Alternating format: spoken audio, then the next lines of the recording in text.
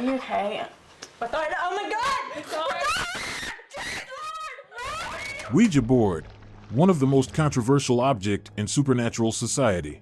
It actually used to communication with spirits or spiritual realm. The display of the tablet has letters, numbers, and other symbols, and it also have a pointer which helped to communicate from the other side by the movement of the pointer. Ouija boards may look like children's toy, but it actually famous in adults and teenagers. The history of Ouija boards dates back to the mid-19th century when Spiritism was popular. Spiritism means to believe on the communication with the spirits on dead peoples. But where did this mystical concept really come from?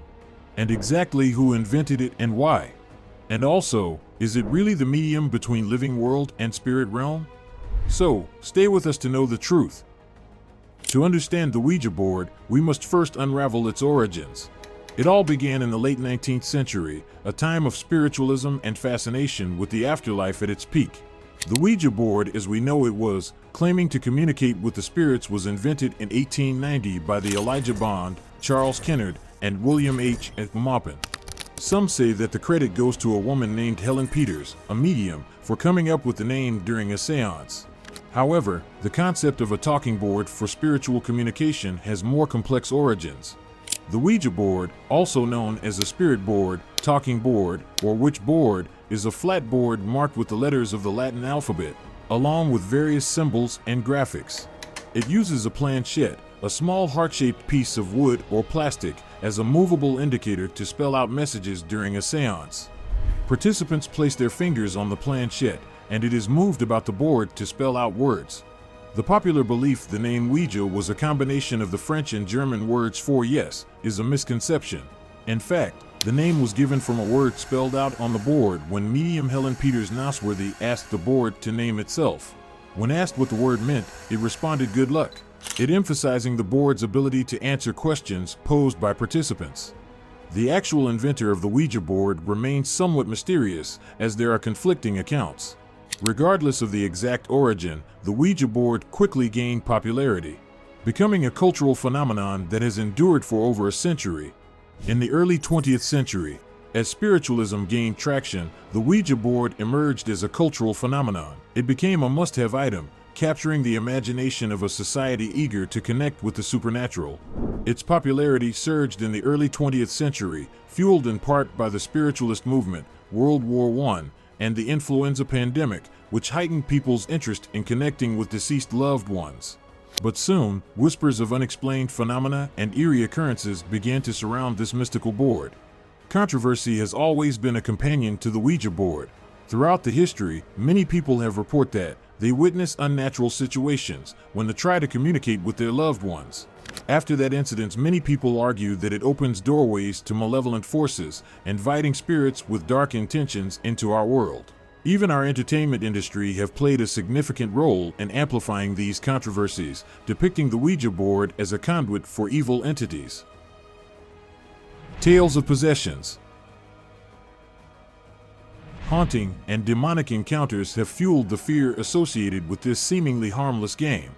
From its humble beginnings, the Ouija board embarked on a journey through popular culture. It evolved from a tool of spiritualism to a mainstream symbol of the supernatural, appearing in countless horror films, books, and TV shows.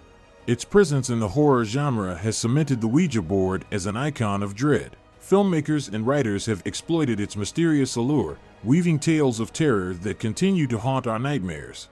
But paranormal and supernatural beliefs associated with Ouija have been criticized by the scientific community and are characterized as pseudoscience. There's a concept of ideomotor response in psychology. This is where things get interesting. The ideomotor effect is a psychological phenomenon where our subconscious minds influence our movements without us even realizing it. In a study published in Psychological Science back in 2012, researchers delved into the Ouija board mystery. What did they find? Well, it turns out that participants' expectations and beliefs heavily influenced the movements of the planchette. No surprise there, right? Picture this, you are sitting around the Ouija board with your friends, convinced you're about to chat with the other side. Your belief in the supernatural can actually trigger involuntary movements. It's like your subconscious mind is taking control without you even knowing it. So, the next time you see that planchette moving around, it might just be your brain playing tricks on you. The scientific community generally sees the Ouija board as a product of our own minds, rather than a conduit to the spirit world. The scientific take on why the Ouija board might be more about psychology than the paranormal. Mainstream Christian denominations, including Catholicism, have warned against the use of Ouija boards, considering their use satanic practice, while other religious groups hold that they can lead to demonic possession. For example, Islam generally considers any form of divination or attempting to communicate with spirits as forbidden, haram. This includes the use of Ouija boards, which are seen as tools that may lead individuals away from Islamic teachings and towards superstition. Views within Judaism can vary, but some Jewish traditions may discourage or forbid practices associated with divination, including the use of Ouija boards. The emphasis is often on seeking spiritual guidance through prayer, study, and adherence to religious teachings. Hinduism encompasses a wide range of beliefs, and attitudes towards Ouija boards may vary. Some individuals may view them as harmless tools for entertainment, while others may be more cautious due to concerns about potential negative spiritual influences. Buddhism, like Hinduism, encompasses diverse beliefs. Some Buddhists may not be concerned about the use of Ouija boards, considering them as mere games. Others may approach them with caution, particularly if they believe such activities can disrupt spiritual harmony or lead to attachment. While, on the other hand, occultists are divided on the issue, with some claiming it can be a tool for positive transformation, while others reiterate the warnings of many Christians and caution inexperienced users against it. Throughout the history of Ouija boards, opinions have diverged, with some hold belief and others maintaining skepticism. For some, the Ouija board serves as a conduit to communicate with the spirit world, offering a perceived link to wisdom or a form of hospitality toward the unknown. Its cultural significance is undeniable, permeating literature, movies, and various. The Ouija board has become an intriguing and sometimes controversial element in our shared cultural narrative. Engaging with a Ouija board or participating in spiritual practices is ultimately a personal choice.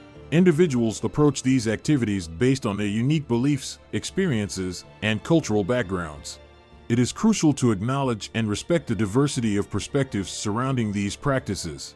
What one person may consider a meaningful spiritual exploration, another might view with skepticism or interpret differently.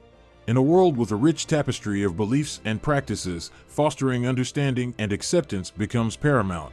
Respecting the choices and beliefs of others, even if they differ from our own, contributes to a more strong matches. Whether one embraces the mystical allure of the Ouija board or approaches it with caution, recognizing and honoring diverse beliefs is an essential aspect of navigating the multifaceted landscape of spiritual exploration.